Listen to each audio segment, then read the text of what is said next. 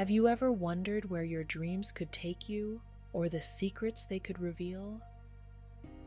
Welcome to The Dream Thief, a sleep story that will whisk you away into a world where dreams hold power and secrets, and the boundary between reality and the subconscious blurs. Journey with Ethan, a skilled dream thief, as he navigates the dreamscapes of others and ultimately his own.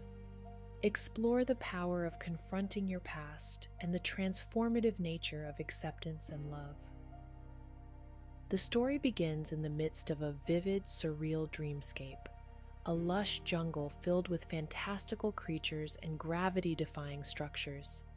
Here, we meet our protagonist Ethan, a seasoned dream thief. In the real world, Ethan is unassuming, but in the dream world, he's an artist and a master manipulator. Ethan wears a sleek, specially designed headset that serves as his access point into the dreams of others. Once he's inside, he navigates the dream world with an air of confidence, manipulating the dreamscape around him with well-practiced ease. The headset feeds him information about the dream and its creator, allowing him to move within it without detection. In this particular job, Ethan is after the secrets of a corrupt politician. He weaves his way through the politician's dreams, seeing his deepest fears, darkest secrets, and most coveted desires. The audience gets to see the entire process, from Ethan infiltrating the dream to sifting through layers of subconscious until he finds the secret he's looking for, an illicit bank account number. Ethan extracts the information and leaves the dream as subtly as he entered. But dream theft is not a victimless crime. The politician wakes up in cold sweat, disturbed by nightmares he can't quite remember, an undercurrent of unease lingering. Back in the real world, Ethan is all business. He transfers the information to his client and collects his payment, a hefty sum of untraceable cryptocurrency. His reputation is built on his success rate. He is the best at what he does, and his clients know it. But being the best also means he's in constant danger. Dream thievery is highly illegal, punishable by life imprisonment or even death in certain jurisdictions. Despite this, Ethan seems unfazed. He lives a solitary life, confined to a high-tech apartment filled with computers and other gear necessary for his job. A lonely figure against the backdrop of an impersonal cityscape, he shuts out the world to protect his secrets, not realizing that he himself is slowly becoming a prisoner of his past. Ethan's existence is a lonely one, often lit by the artificial glow of multiple computer screens in his dimly lit, high-tech apartment. It is a cold, unpersonal place filled with more technology than furniture, a reflection of Ethan's preference for machines over people. Despite his success, he shies away from the trappings of wealth. His life revolves around his work, and he avoids forming any emotional connections, fearing they could lead to a slip, a hint about his real profession. In his world, trust is an unaffordable luxury. He interacts with clients only through encrypted chat rooms and voice modulators, always careful to keep a digital wall between himself and others. His only companion is his cat, Echo, a quiet observer in his solitary existence. But his solitude is not just a safety measure, it's a self-imposed penance. Haunted by a traumatic event from his childhood, Ethan buries himself in his work as a way to avoid confronting his past. He never discusses or even thinks about this event willingly, and yet it seeps into his everyday life. Ethan suffers from recurrent nightmares, vague but terrifying, echoing the traumatic incident from his past. Night after night, he wakes up in cold sweats, the ghostly fragments of his nightmares still clinging to him. The memories of a charm, a small, weathered trinket his mother gave him, and a night of terrible loss plague him. This charm is the only personal item in his possession, locked in a hidden safe, untouched and unseen. It serves as a haunting reminder of what he's lost and the guilt he carries. His dreams are the only place where he is vulnerable. where his guilt and sorrow come to the fore. He's afraid that, like the people whose dreams he invades, his own mind might betray his darkest secrets, which is why he never allows himself to get too close to anyone. Ethan's life is a delicate balance of risks, the danger of his job, the threat of his past, and the challenge of his growing loneliness. But it is a balance he is determined to maintain, for the alternative is to confront the demons of his past, a task he is not yet ready to face. One day, after a routine job, an anonymous message pops up on Ethan's secure server. It's a job offer from a new client, someone who claims to be wealthy and powerful. The man introduces himself as Mr. Sterling, a name that Ethan quickly recognizes. Sterling is a tycoon, known as much for his ruthless business tactics as for his vast wealth. But Ethan also knows that beneath Sterling's shiny exterior, there are numerous dark rumors, whispers of blackmail, corruption, and worse. Sterling's task for Ethan is unusual. He wants Ethan to infiltrate the dreams of a woman named Lucy. Sterling doesn't provide any detailed information about her, nor does he mention exactly what Ethan is supposed to find. He only hints that it's something immensely valuable to him. Ethan is left in the dark about what this object is or why it is so important to Sterling. Initially, Ethan is hesitant. His instincts tell him there is more to this job than meets the eye. But when Sterling offers him an obscene amount of money, more than he has ever been offered for a single job, Ethan finds himself cornered. This sum could provide him security and freedom beyond what he ever dreamt. It could mean the end of his dangerous career. Despite his misgivings, the temptation is too strong to resist. This job, however, isn't like the others. The secrecy, the high payout, and the uncertainty of the target unsettle Ethan. He finds himself drawn into a situation that is far more complex than any he's faced before. Little does he know, this assignment will not only challenge his professional skills, but will also lead him on a path of personal self-discovery and redemption that he never anticipated. Ethan initiates the first dream connection with Lucy with some apprehension. His headset hums to life, and he finds himself submerged into Lucy's dreams. Unlike the often chaotic and disjointed dreams he's accustomed to infiltrating, Lucy's dream world is a stark contrast. It's a serene meadow at first glance, bathed in warm, golden sunlight. Flowers of every color bloom around him, and a clear brook babbles nearby. It seems so real that Ethan can almost smell the sweetness of the flowers and feel the warmth of the sun on his skin. However, Ethan's trained instincts remind him not to get carried away. He begins his exploration, looking for hidden corners, secret doors, anything that might contain what Mr. Sterling seeks. But the meadow remains just a meadow, and Ethan finds nothing. As he delves deeper into Lucy's dreams, he discovers that her dreamscape isn't as simple as it first seemed. It begins to shift and change as Ethan explores further, becoming richer and more complex. Forests sprout from the ground, vast oceans appear over the horizon, and entire cities grow in the blink of an eye. Yet, they all carry the same sense of tranquility and peace as the meadow. Each dream sequence of Lucy's carries an emotional resonance that Ethan finds strangely comforting. The tranquility in her dreams begins to soothe his constantly alert and cautious mind, offering a sense of calm he hasn't felt in years. Each night he begins to look forward to entering her dreams, not for the job, but for the comforting solace they offer. For the first time, Ethan finds himself connecting emotionally with the dreams he's infiltrating. He begins to see Lucy not as a target, but as a person. Her dreams reveal a warmth and kindness that stirs something within Ethan. These feelings are new and strange to him, stirring a longing for something he's long since shut away.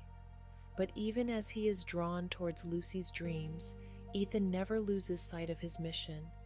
He probes deeper into her dreams, hunting for the elusive treasure that Mr. Sterling desires. The deeper he delves, the more intricate and personal her dreams become, pulling Ethan further into a world that feels more real and inviting than his own. Lucy becomes more than just a job to Ethan as he spends more time within her dreams. He starts to see her as a person, complex and real, and not just an objective to be achieved. Her dreams paint a picture of a woman who is empathetic, kind, and resilient, and it's a far cry from the types of people he usually encounters. In her dreams, he sees her compassion. She often dreams about helping others, animals, children, the homeless. He witnesses her strength as he sees her confront and overcome various obstacles in her dreams. He perceives her creativity and imagination through the rich tapestry of her dreams that shift from a quiet rural countryside to bustling, joyful city scenes, or sometimes even fantastical worlds straight out of a fairy tale. The sheer depth of her character and the complexity of her dreams are something Ethan has never encountered before. The intense humanity he sees in Lucy's dreams shakes him to the core. It begins to awaken a part of him that he's kept locked away, his capacity to feel and love. Ethan, who has spent his life hiding in the shadows and living vicariously through the dreams of others, finds himself breaking his golden rule of detachment. As he encounters Lucy's subconscious expressions of joy, fear, sorrow, and love, he begins to feel a deep connection with her. Her dreams offer him not just an escape, but also a mirror to his own suppressed emotions. Slowly, almost imperceptibly, Ethan finds himself falling in love with Lucy. It's a gentle descent, a process as mysterious to him as the dreams he explores.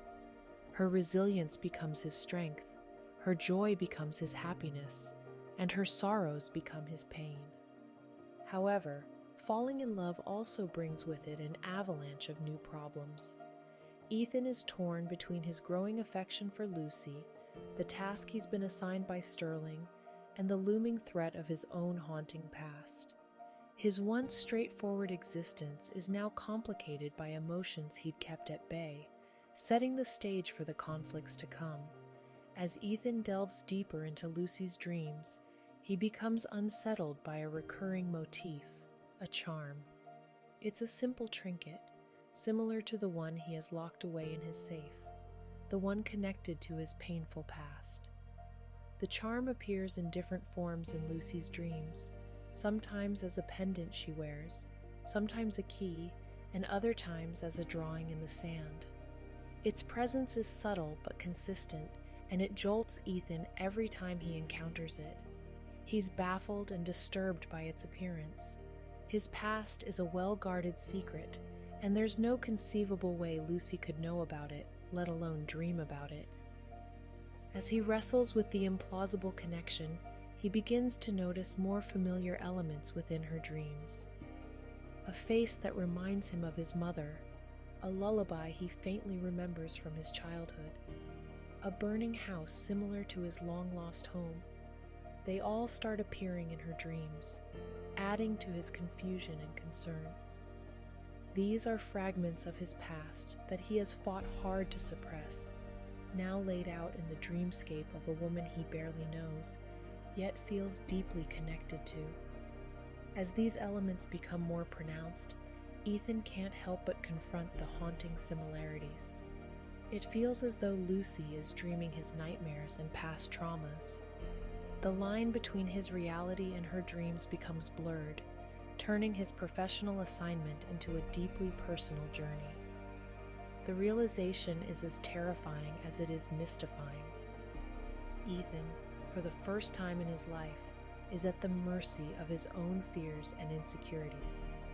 As he races against time to find what Mr. Sterling is looking for, he finds himself entangled in a web of his unresolved past and uncertain future, unraveled in the dreams of a woman whose life is unknowingly intertwined with his own. In a stunning revelation, Ethan realizes the horrifying truth. Lucy has been dreaming about his past, the same past that he has tried so desperately to forget. Every night she relives his traumas, sees his memories, feels his emotions, the same ones Ethan has spent his life running from. It begins to dawn on Ethan that Lucy is no ordinary dreamer. She possesses an unexplainable psychic ability to connect with people through her dreams. Unbeknownst to her, she had latched onto Ethan's traumatic past, drawing out his deepest secrets and fears into her own dreamscapes. The charm, the lullaby, the faces, they were all fragments of Ethan's suppressed memories being played out in Lucy's dreams. Lucy dreams about a night from Ethan's childhood, a night of fire and terror. She dreams about a young Ethan clutching the charm his mother gave him, his last tangible connection to her before she was lost in the flames. This charm, a small, simple piece of jewelry, becomes a symbol of Ethan's loss and grief, and it is this very charm that Mr. Sterling seeks. Sterling's connection to the charm in Ethan's past remains a mystery, but it becomes clear that he knows more about Ethan than he initially let on. Ethan realizes that he had been manipulated from the start, used as a tool to dredge up a past that he had struggled to keep hidden. The discovery leaves Ethan reeling, his world turned upside down. Not only is he faced with the harsh truth about his past, but he also must grapple with the reality of Lucy's extraordinary abilities. He has fallen in love with a woman who dreams his nightmares, whose dreamscape is a theater for his most painful memories. And yet, amidst the turmoil, Ethan realizes that Lucy might just be his only chance at facing his past and healing from it. Ethan decides to confront Lucy, something he's never done with any of his previous targets. He's not sure what he expects: anger, confusion, fear, but he knows he has to face her. Lucy, for her part, is surprised and scared, having no idea why this stranger seems to know so much about her dreams, the dreams she thought were only hers. Ethan confesses everything to Lucy: his work as a dream thief, his contract with Mr. Sterling, his discovery of her psychic dreaming, and most importantly, his growing feelings for her. He reveals his haunting past that she's been unknowingly dreaming about, exposing his vulnerabilities and fears. Lucy is taken aback, struggling to process the whirlwind of revelations. She is shocked, yes, but also oddly relieved. For the first time, she has an explanation for the strange, vivid dreams she's been having. Lucy also admits that she's always felt a strange connection with Ethan, even without meeting him before, and now she understands why. Their conversation is fraught with tension, guilt, and confusion, but amidst the turmoil, they find a strange comfort in each other's presence. Here are two people, each touched by the other's dreams, each carrying the other's fears and hopes. Their connection, strange as it may be, is undeniable. Lucy, despite her initial shock, shows a strength and compassion that Ethan has only seen in her dreams before. She urges Ethan to stop running from his past, to confront the traumas he has so long avoided. She insists that the only way for him to find peace is to face the memories he's been suppressing. Ethan is initially resistant, terrified of the pain that revisiting his past would bring.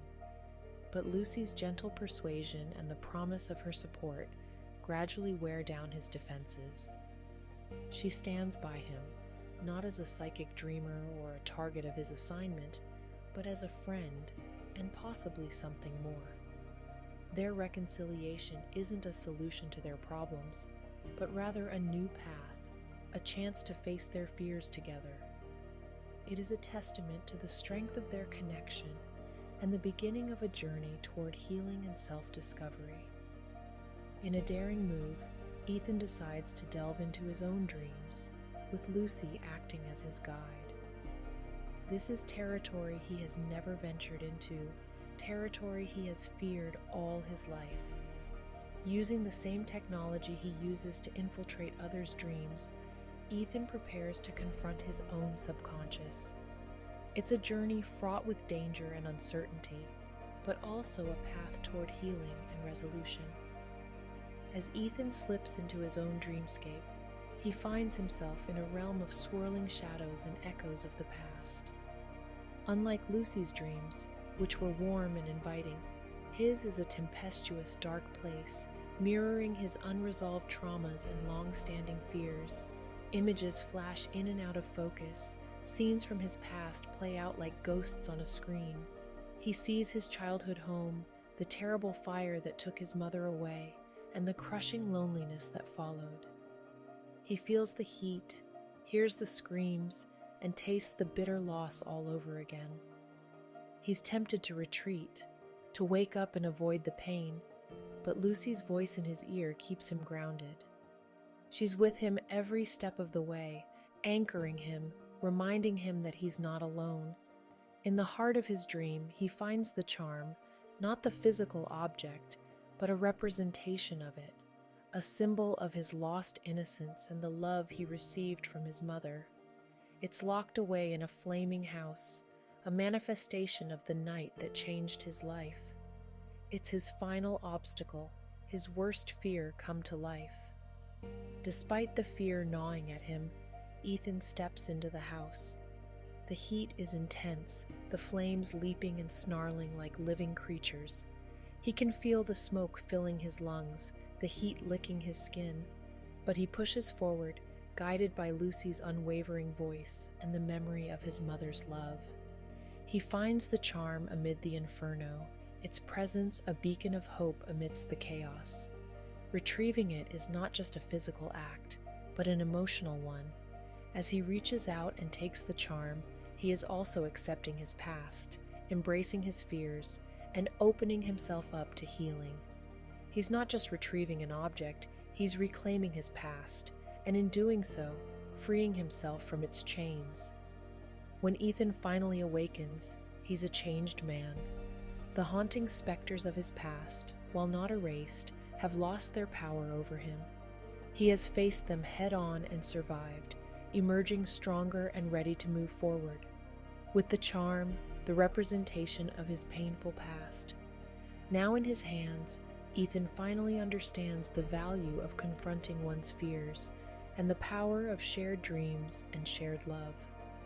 With the charm in his possession, Ethan finds himself at a crossroads.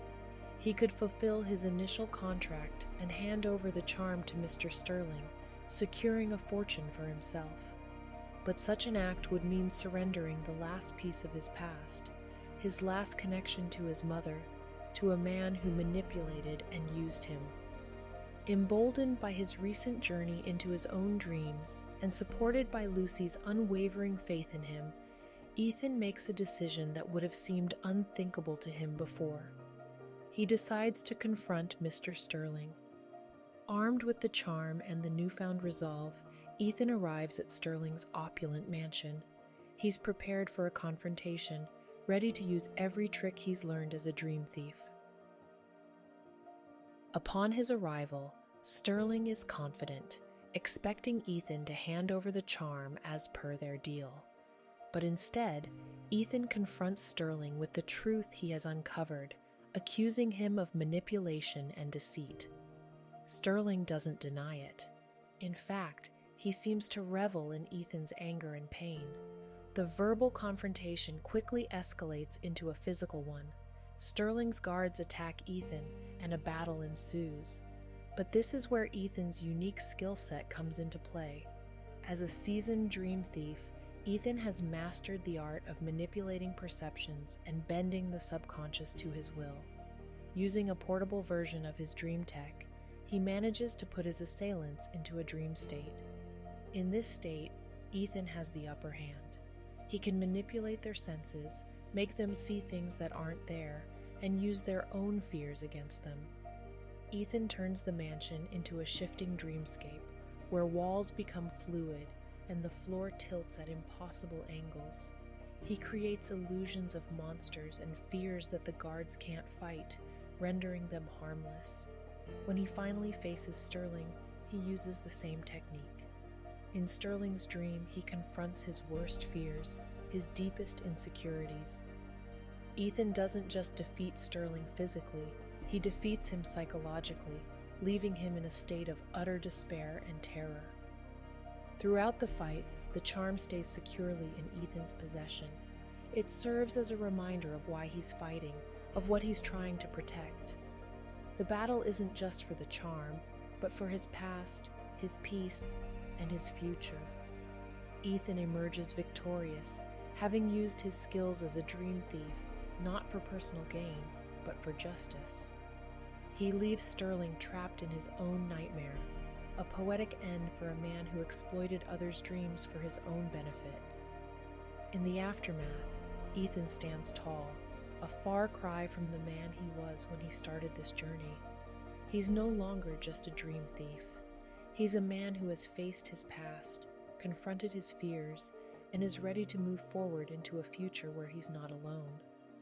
With Lucy by his side, and the charm as a symbol of his resolution, Ethan steps into this future, ready to face whatever comes next. In the aftermath of his climactic confrontation with Sterling, Ethan finds himself at a turning point in his life. He's no longer a man on the run from his past, haunted by his traumas.